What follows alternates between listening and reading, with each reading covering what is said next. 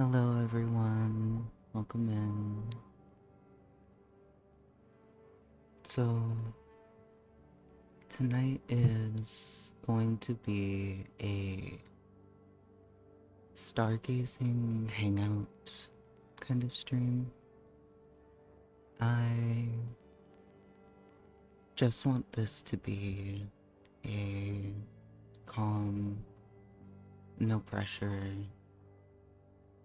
no expectation of perfection, just spending some time together to observe and learn the sky a little bit.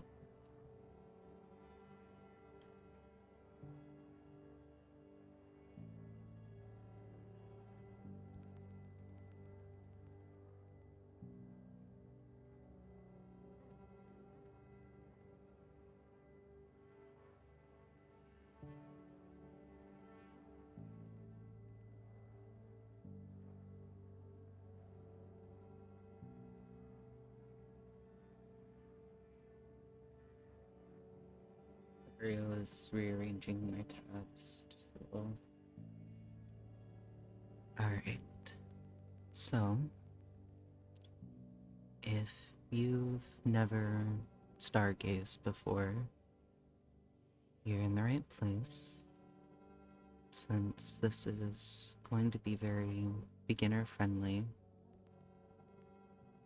And if you have stargazed before, I do hope that tonight feels like coming home. So, get comfy, grab something warm, and later tonight, if you can, I want you to try stepping outside, even if it's just for a minute, and look up.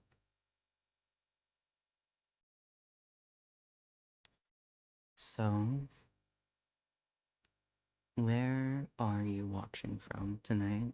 And can you see the stars where you live? And if you're lurking, no worries on responding to anything. Just listening counts. So, here's our plan for tonight. First, we're going to be doing a beginner stargazing lesson, which is going to focus on why stars twinkle but planets don't when we observe them. And then we're going to do a constellation tour. First, we're going to look at Canis Major, the great dog, and then we're going to follow that up with Lyra, the Lyre. Both are constellations that I do find very fascinating and very pretty. Afterwards, we are going to go a bit deeper into the sky, and we're going to observe the Orion Nebula, also known as M42, which is a stellar nursery. Tonight is science, story, and wonder, all wrapped up into one. When you look at the sky, do you feel more curious, or do you find yourself more at peace? Me personally, I have always felt a good mix of peacefulness and curiosity and wonder just ever since I was little.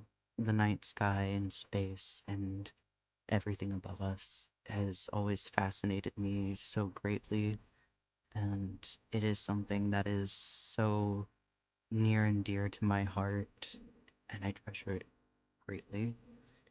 Um, and I am happy to share a little bit of it with you. Alright, so, first mystery of the night that we're going to look at: why do stars twinkle? So, when we look at a star, we are looking at something so far away that it appears like a tiny point of light, which you can see here on the star map. And that light has to pass through Earth's atmosphere to reach us. Our atmosphere is something that is constantly moving with warm air, cold air, and the shifting layers. And the starlight travels through it. The atmosphere blends the light slightly over and over again. And the bending creates the shimmering. So, stars aren't flickering, the Earth's air is flickering. You can think of it as looking at a streetlight through heat waves on pavement. The light looks like it's dancing.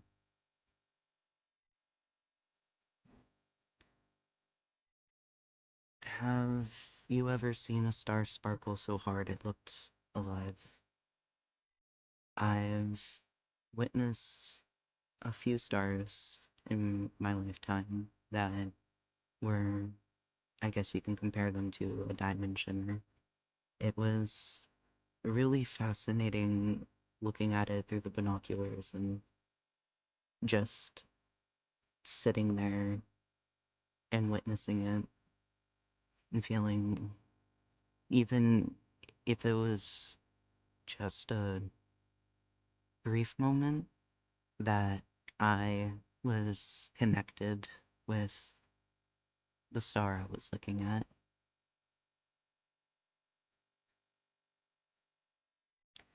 So you might be wondering why planets don't twinkle as much if the light is being affected by the Earth's atmosphere. Planets are closer, and they don't appear as tiny points. They appear as tiny disks in the sky. So even if the atmosphere distorts the image a little, it averages itself out. Stars twinkle because Earth is messy. So here's the stargazing cheat code. If it twinkles a lot, it's probably a star, and if it looks steady, it might be a planet. Okay, what's the brightest thing you've ever seen in the night sky, and did it twinkle or did it stay steady? And let you ponder on that one for a moment.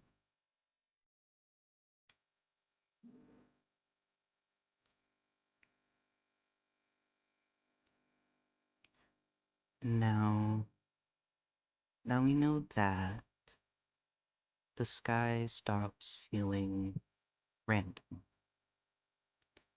and we can start learning landmarks. Tonight, we're going to visit two constellations with very different energies to them. One is bold and loyal.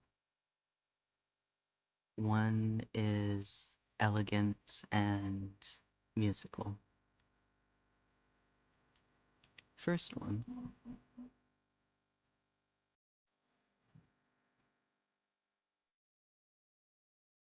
is Canis Major.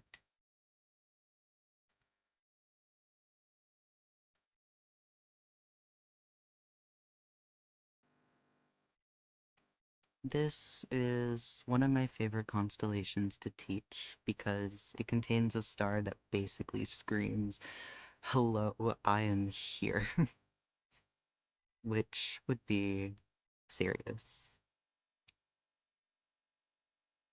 Sirius is the brightest star in the night sky located in the southern constellation of Canis Major. It is a star that has been used as a navigational tool at times, and Since it is so bright, it is a very good landmark to keep a mental note of.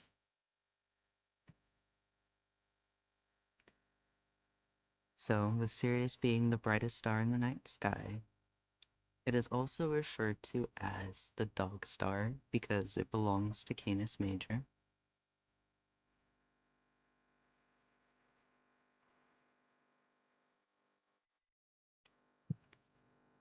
And Sirius often twinkles like crazy in the atmosphere when you observe it. It is very much a bright star, very flashy, very showy. So, it's a perfect example of what we just talked about. Twinkling is atmosphere.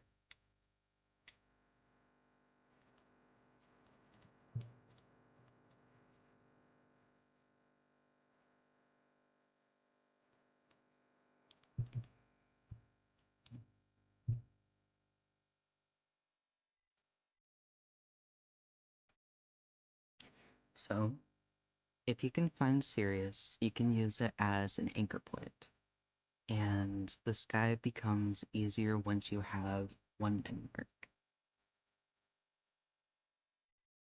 No.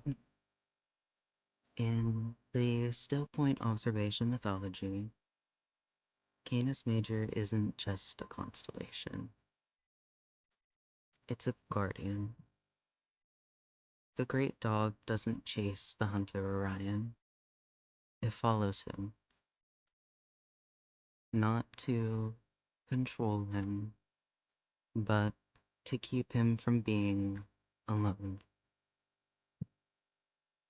And honestly, that's what the sky feels like sometimes. It doesn't fix you, it keeps you company.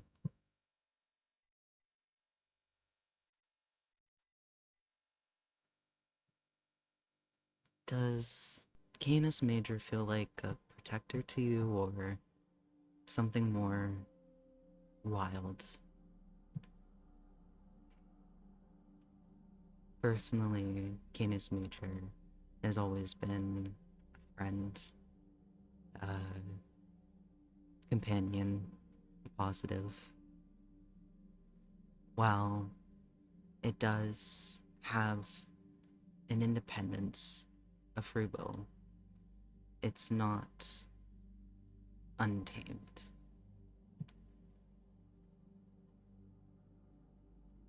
Now, let's shift into a different kind of constellation energy. Something quieter.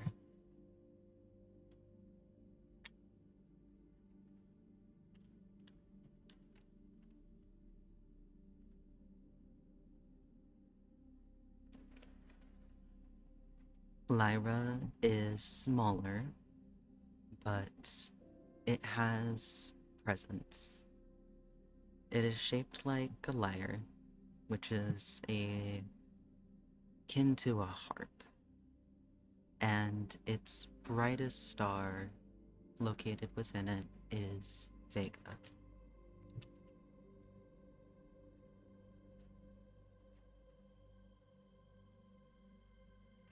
Vega is one of the brightest stars in the sky,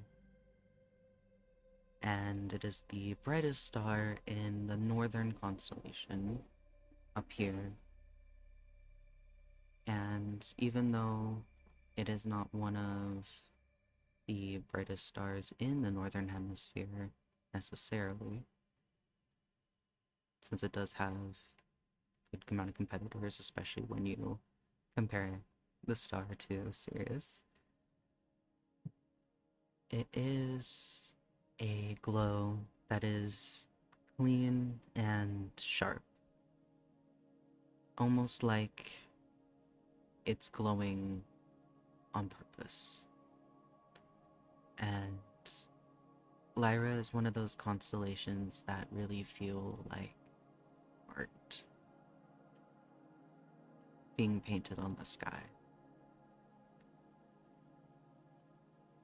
So, do you prefer bolder constellations that jump out and ask for your attention, or more subtle ones that you have to learn slowly? I personally learned the bolder constellations first, just because they were easier to map out and get that grasp on the night sky. And I really felt that having something to fall back on as an anchor point was really good, and it helped me a lot.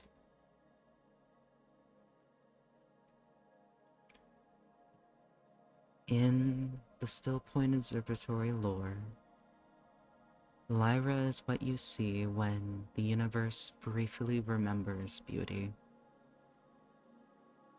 Lyra is the sky's instrument.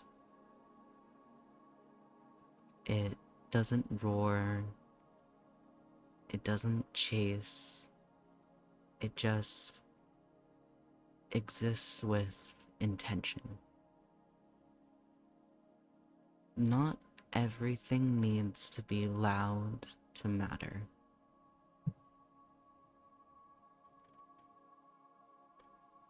Alright. We've talked about landmarks. Now, I want to show you something that isn't a star. This is the part of the stream where the sky will start feeling unreal, because we're going to the Orion Nebula.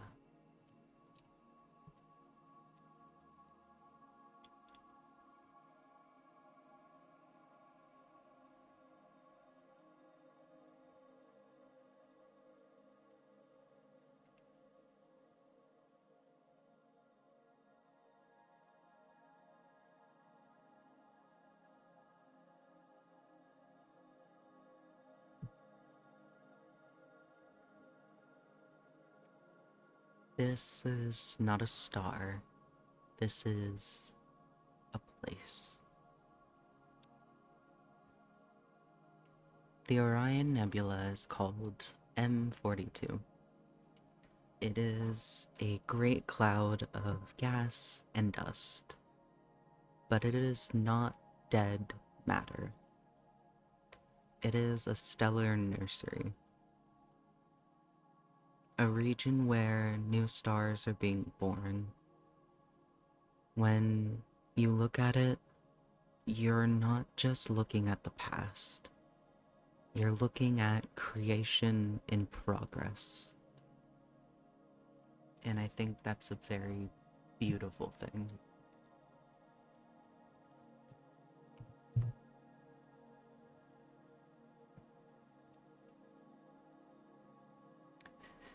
And this is why I love Nebula. When people say space is cold or empty, they forget places like this exist. M42 is proof the universe is still becoming.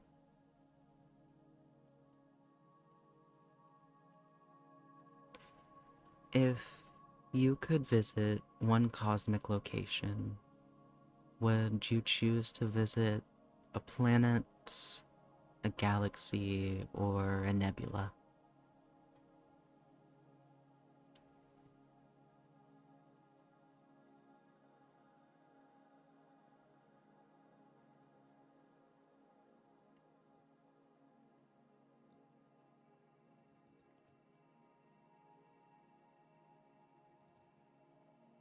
Okay, we've done science, we've done some story, and we've done some deep sky talk.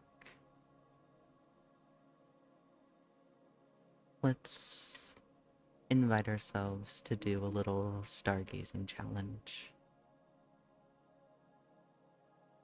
After the stream, you're going to find one bright star and you're going to stay with it for a minute and let it remind you that you're on a spinning planet underneath ancient lights.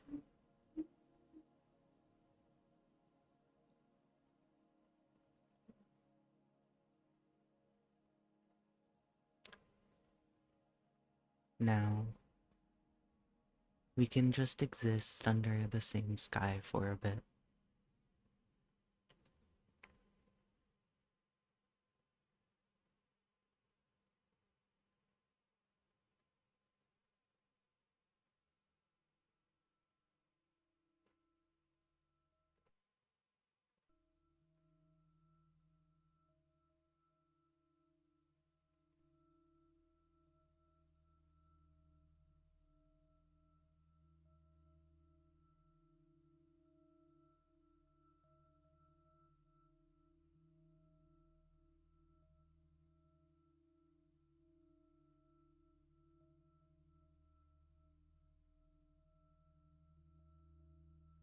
One of the nice things about Stellarium is, as a real-time sky map, when you zoom in to witness and observe what is going on above you or around you, there is the slight motion reflecting the Earth's rotation. For me, these two are hidden below, but looking up, I do have an unobstructed view of Vega. Where I live, there's too much light pollution to properly enjoy the sky with naked eye viewing. So if I went outside right now, I wouldn't really be able to see it, but if I went a bit out higher into the more wooded mountainous regions where I live, I would have a much greater chance of experiencing that.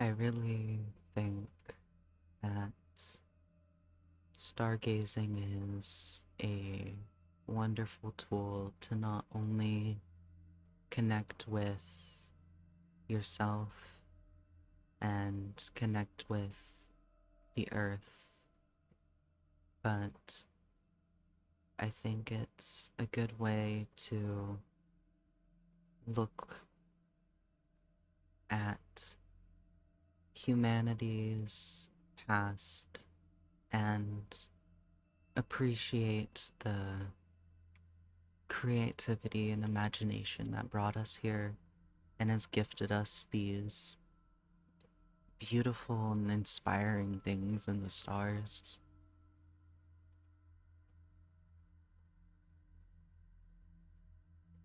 There's a beautiful poetic wonder thinking how we've been connected through generations of people from all walks, because these stars have been above us, and these stars are something that we have looked at together And if there's one thing that can at least connect all of us as people is we all look up at the same sky.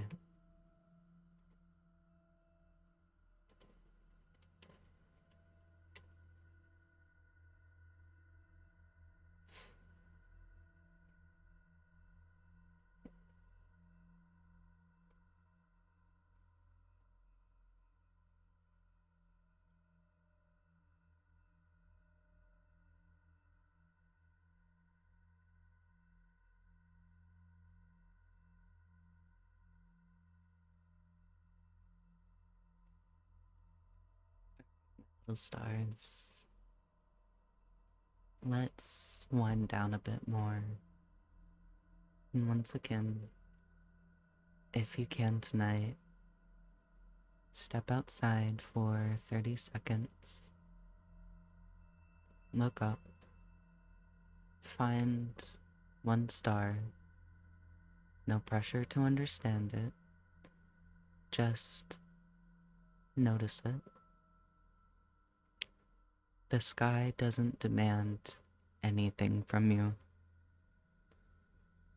It just exists. And you get to exist under it too.